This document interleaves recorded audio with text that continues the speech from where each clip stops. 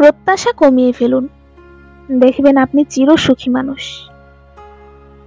আমরা যাদের নিকট প্রত্যাশা করি, দেখবেন দিন শেষে তাদের কাউকেই পাশে পাবেন না। এটাই বাস্তব। দুনিয়াটা আমাদের কল্পনার মতো সুন্দর নয়।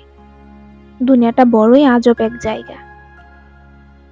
এখানে সুন্দরভাবে বাঁচার জন্য সুন্দর কপাল লাগে। জানেন তো, ভাগ্যে যা নেই তা শত চেষ্টার পরও আপনি পাবেন না। তেমনি ভাগ্যে যা আছে তা একদিন না একদিন আপনি পাবেন। আজ আপনি যাকে অবহেলার চাদরে মুড়িয়ে রেখেছেন, অনীহায় দূরে দূরে রেখেছেন, বিপদ কিংবা প্রয়োজনে পাশ কাটিয়ে চলে যান, কিংবা অজুহাত দেখিয়ে দায়মুক্তি পাচ্ছেন, এমনও দিন কখনো আসতে পারে আপনার জীবনে, সেই অবহেলা করা মানুষটির নিকট আপনার প্রয়োজনে আপনাকে ধন্না দেয়া লাগতে পারে, হাত জোর করা লাগতে পারে। সুতরাং মানুষের কল্যাণে, মানুষের উপকারে নিজেকে নিয়োজিত করুন। মানুষকে ভালোবাসুন।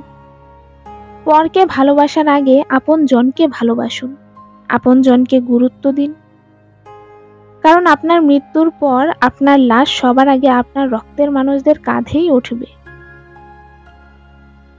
এমনকি বিবাহ বন্ধনের মাধ্যমে তৈরিকৃত অনেক ঘনিষ্ঠ আত্মীয় স্বজনও আপনার মৃত্যুর পর আপনাকে শেষ দেখাটা দেখতে আসবে না।